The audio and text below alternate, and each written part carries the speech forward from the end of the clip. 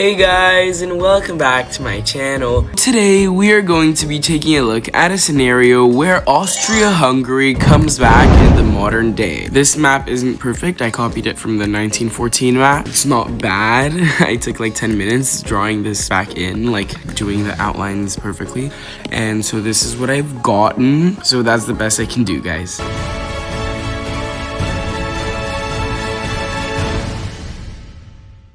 The first thing that's gonna happen when Austria-Hungary just randomly unite is the reason why they just appeared. So randomly you wake up, every world map is modified and Austria-Hungary exists, and like all these territories just randomly become Austro-Hungarian. Like the people living over here-ish, they don't feel Ukrainian anymore. They're the people from Austria-Hungary. And like how can I say it with Transylvania? But like the Serbians here, they don't feel Serbian. Like the Croats, I don't know, maybe they feel how they felt in 1914 and before. So and so everyone's like, what the hell just happened? And it just happened overnight. They traveled back in time and they're in 2025. There is the dual capital system in Vienna and Budapest. Is it right there? Sorry, Vienna's over here. Oops, here. And Budapest is here. Not 100% accurate, but you know. Anyways, the first thing that's gonna happen is the Balkans. Something's gonna happen in the Balkans. First off, let me just put in purple, highlight in purple, the countries that border Austria-Hungary. So Italy, that just got ripped off a chunk of their territory. Montenegro, Serbia, Romania, Ukraine, Poland, Germany, Switzerland, and Liechtenstein. Ooh, Switzerland. If you're wondering why I said that, it's because I live right here in Switzerland. Anyways, all these countries are like, what the hell just happened? They're all gonna speak out against it, except for the Germans, who are gonna say, okay, we have a potential ally here, let's integrate it into NATO, into the EU. And like, there's Poland, who's like, we just got ripped off a 10th of our territory, maybe a 12th. Ukraine's like, same for us. It's the saddest day of Romania's life because they just lost all of Transylvania and it's gonna take them a long time to get it back. Serbia just lost half of their territory easily, but their enemy of Croatia and Bosnia and Herzegovina are non-existent anymore. Although the Republika Srpska is part of Austria-Hungary, which... So, let's see what they want. Serbia, yeah, I guess the most affected by this, who lost their capital to Austria-Hungary, are very mad. I mean, except for like these other countries that used to exist and also lost everything that they had. Serbia is on the very mad scale. They want this, but they only have this. Anyways, they're gonna start and form their alliance, and the first thing that they're gonna do is pressure Montenegro into joining, and they're like, we can't do this. And Montenegro, who didn't lose anything, are like there. Serbia are gonna go on and start their own alliance, the anti-Austro-Hungarian alliance, just anti-Austro-Hungarian. We don't want them, we don't like them, we hate them. That's their motto or something, whatever. They do not like Austria-Hungary and they want their land back. Now, here's Romania, who are desperately like crying about the loss of Transylvania. That's very badly made. It's like this. Is it? I don't know. I'm not sure. Whatever. They join it, even though they're not best pals with Serbia. They hate the situation and they want their land back. Next is Montenegro, who didn't lose anything, but Serbia forces them and pressures them. Greece joins this alliance to show closeness with Serbia and because they don't want Austria-Hungary to come near them. Turkey support it, but they don't want to do anything. Italy also support them a lot, but they don't want to go to the drastic Austria-Hungary team. Something that happens is Liechtenstein filing a demand to get annexed into Switzerland as like a very independent canton with the prince, and Switzerland accepts, and it's like one of the most different cantons. Very nice. Canton being something like a state, as you Americans would call, and acting so smart because I live in here, over here. Genève, French speaking. part in special. It's a German-speaking canton, by the way, if you didn't know. Anyways, Germany don't do anything because, you know, they want to stay neutral for this one, and they might become allies with Austria-Hungary. I'm not gonna lie. Ton. Sorry. Anyways, Germany don't do anything. They just stay neutral and sign non-aggression pact with Austria-Hungary. Anyways, Ukraine are kind of salty about that, but they don't want to join this super drastic anti-Austria-Hungary pact. They just want their land back and maybe become allies with them. Forget the war. Let's say there's no war. This is 2020. It's 2020. No, let's say it's 2013. So Crimea is still part of Ukraine, but the rest is in 2025. Just Ukraine is 2013. Them and Poland. Ooh, are they allies? Let's say Ukraine has the same ideals as they have in 2025, but well, let's say 2024. But they have the borders that they had in 2013. This is a lot better. All right. Them and Poland and Italy. They're gonna sign another pact, the Anti-Austro-Hungarian Expansion League. They don't want them to expand, and they'd like to reduce the territory to get their land back. Now, tensions rise between Greece, Romania, Serbia, and Montenegro, and Austria-Hungary, as well as Ukraine, Poland, Italy, and Austria-Hungary. Cooperation between blue and purple countries increase, as they have the exact same ideals. Anyways, Germany and Austria-Hungary, after their leaders have another meeting, decide that it's not fair for Austria-Hungary to be countered on all sides. So Germany becomes an ally and sign a pact with them. But this time it's a defensive one, not a non-aggression one. And Switzerland are neutral, watching maybe both world wars and doing nothing about it. Does not seem very neutral. I mean, when you watch A beating up B and you say, sorry, I'm neutral, I think that you're kind of like more friends with A than B, you know? Anyways, back to Austria-Hungary. Italy. Italy send peacekeeping forces to the borders with Austria-Hungary to make them extra thick if they're peacekeeping, and they defend. This entire border is getting extremely defended by Italy and by consequence Austria-Hungary, and this makes Ukraine start sending their peacekeeping forces, forget about Russia's existence right now, and Poland to start doing the same but not being visible on a map yet. Then Italy's leader goes to Vienna to discuss their disagreements with the king, and the king is like, you know, sorry, but this is our land, and we've existed till 2025 like this, and you guys have never had a problem with us looking the way we do, and you lost your territory after World War II, and Italy are like, what the hell? After World War I, you just got shrunk down to Austria and to Hungary, and they're like, what are you talking about? Like, this empire didn't lose World War I, we left the war, and like everyone's like, what the heck? And this is being broadcasted on live TV, and Italy are like, okay, whatever, we want our land back, we have nuclear weapons stations in our territory, and we are very much stronger than you, and we just want southern Dobruja back.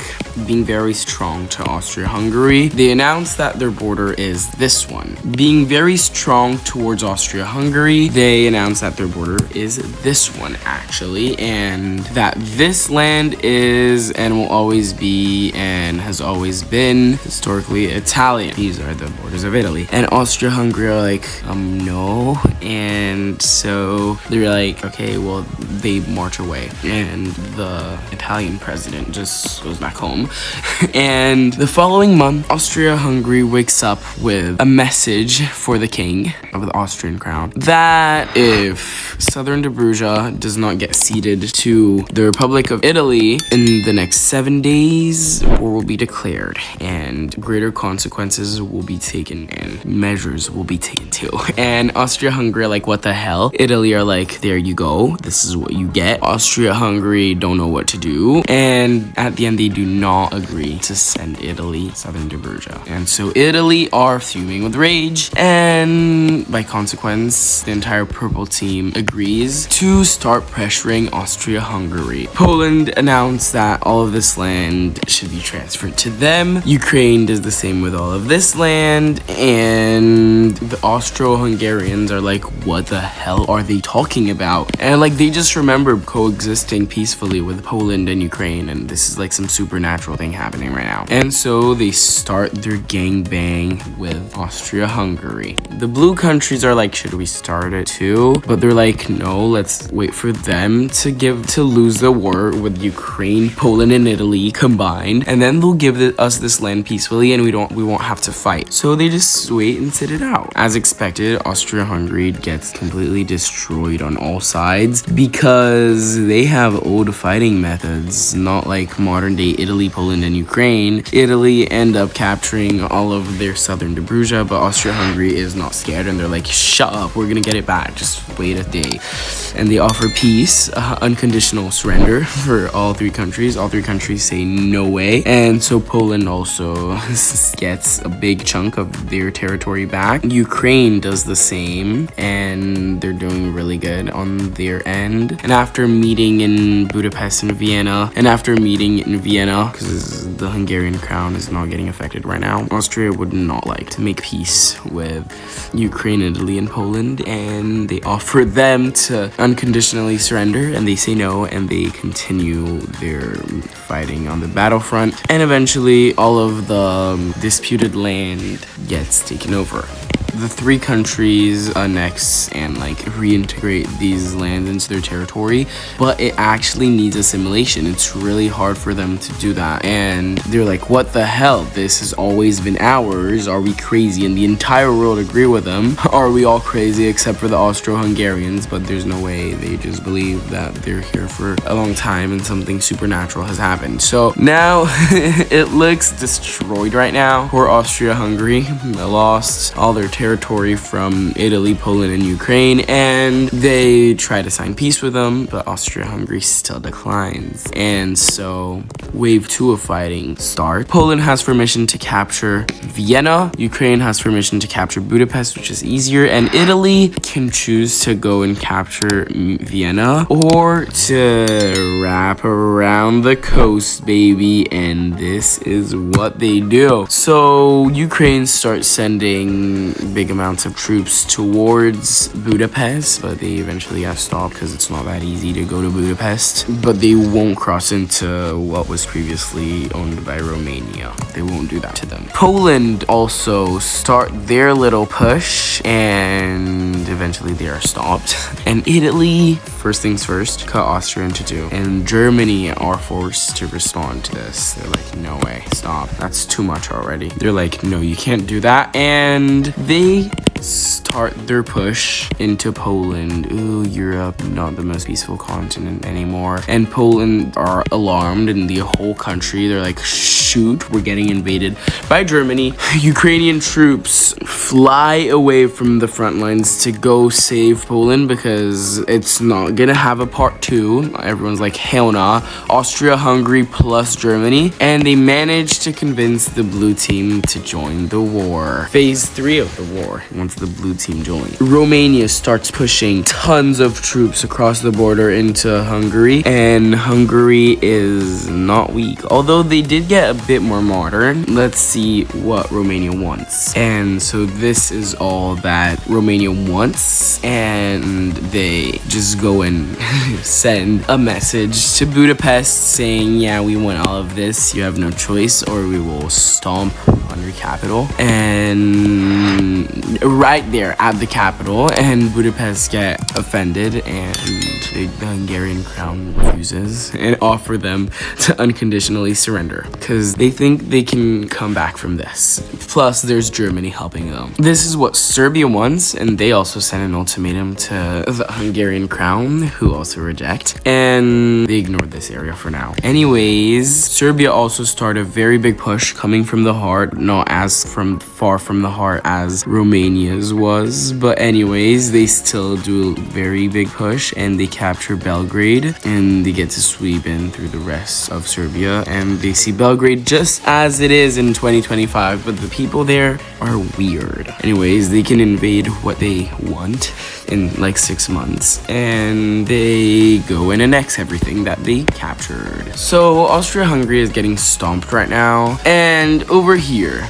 let's be real here, Germany and Austria-Hungary are gonna be able to push Italy back to their border, but since it's heavily reinforced, it stalemates over there. Italy try to sign peace, but it's either unconditional surrender or no peace. Ukraine are like, we're getting close, we need to do this, we can't stop now. If you get down, get up 0-0. Anyways, they get up 0-0 and they capture Budapest, and whole Hungarian crown start the unrest, and like they're very vocal about it. Nothing happens for now. They do get unbalanced. Ukraine managed to get a few pushes here, but they promised they wouldn't do a lot to Hungary when Poland is literally suffering. It stalemates at this border though. Nothing more happens, although Poland is pushed back over here in the south by Austrian forces. Romania is back with the pushes that come from the heart, as they say Transylvania is ours, and they managed to get a huge chunk of it back as the Hungarians are falling out. Serbia pressure Montenegro on doing something. It's like the older brother telling the younger brother to go get a girl at a nightclub when it's his first night, and he does something, but Serbia still claims like all of this to be theirs. And that's a lot of land. Anyways, they also can do a big push over here, and since Romania is in the blue team, they're not going to be annoying and capture this because like they signed an agreement with Romania. But that does make things a bit weird, as they want to grab them, like they want it for themselves. Even though, you know, anyways, that's all they can do though, because the Austrian crown is stronger than the Hungarian one, so they can't do more over here as troops are distracted. It 100% stalemates over here. Nothing more is gonna happen. All right, so this is the Hungarian crown. All right, yeah, more or less this. They are reduced down to this. Yeah, and that's a lot of black lines. This is back to the Austrian crown, who hold on to it strongly. But the Hungarian crown start talking to the Austrian crown, and they want peace. They want to be what they are, and they want Budapest back, and Austria are like, no, we're gonna get this back for you. Plus we have Germany, but the Hungarian crown are like, okay, be realistic over here. And so they realize that this could never happen, and they unilaterally declare independence from Austria. So what's going on in here? A country without a capital just declared independence. Where are they doing this? Well, my friend, they're doing this in, oh my god, I drew Budapest really bad. It's supposed to be in here, but let's say it's here, okay? Just for the scenario. They're gonna put it in Pix over here. It's the 5th largest city in Hungary. It's far away from the Ukrainians and the Poles, but they fear the Ukrainians more. It's got mountains, it's pretty, it's on the slopes of the Mexec mountains, and it's nice, so they just move it there. And Austria are like, okay, we're gonna get back at them later, but first things first, we gotta stop the blue team and purple team from invading us, and Germany's doing good. Let's make the Hungarians yellow. Let's make them orange. They go and sign peace with the Ukrainians, and they say, we'll give you guys all of this, and you let us keep this, and we have a deal. And they're like, okay, fine. They partition this with Poland.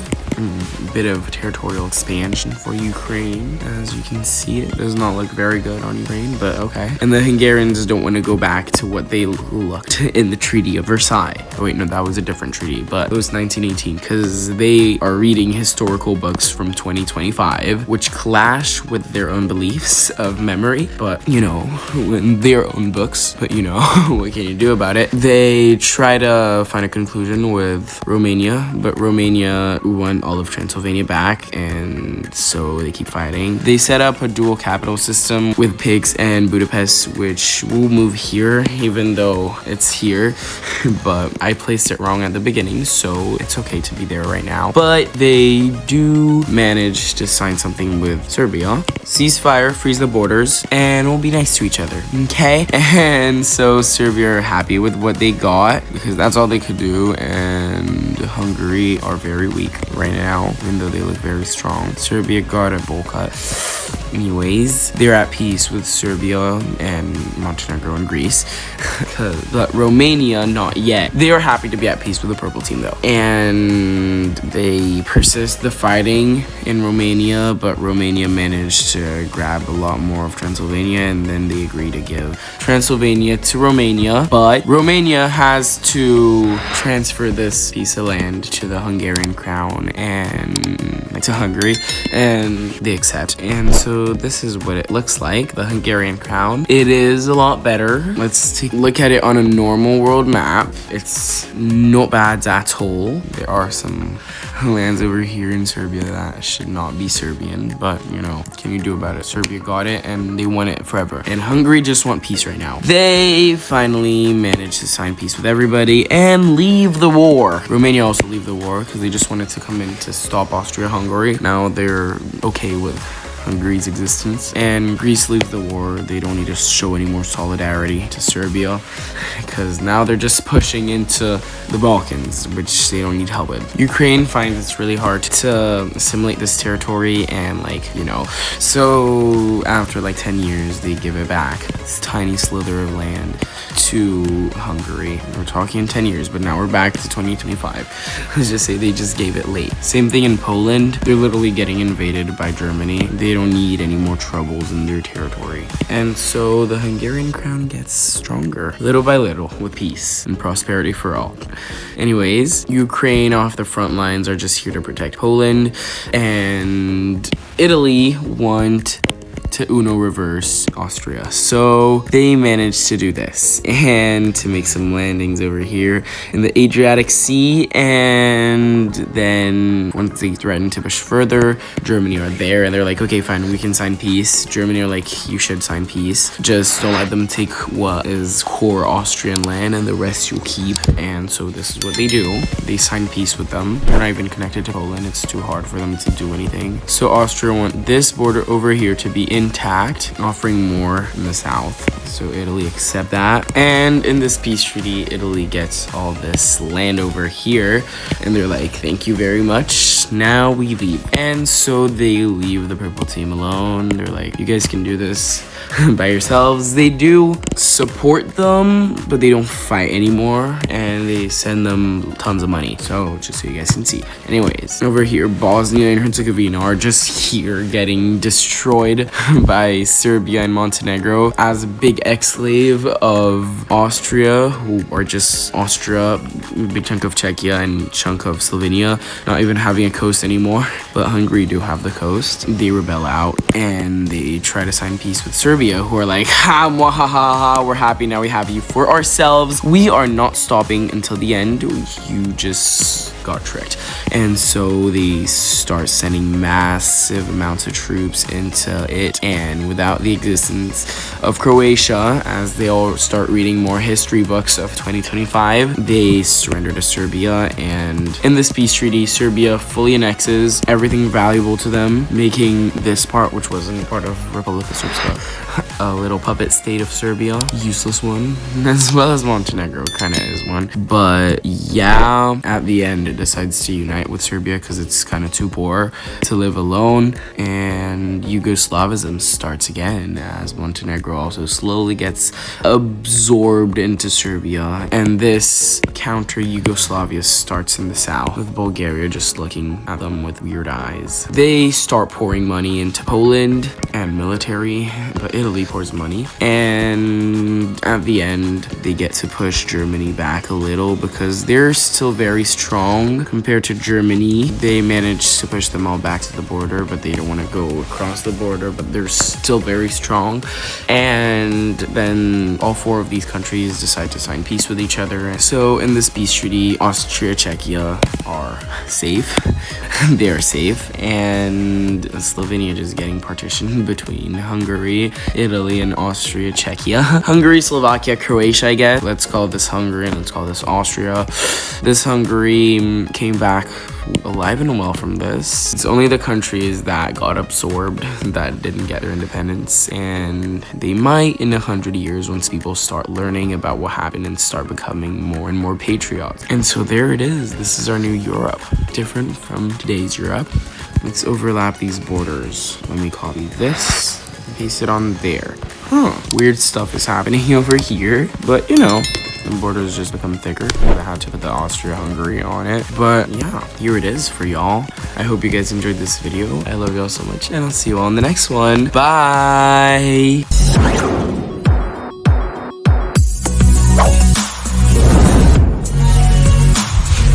Norway's head of state back here.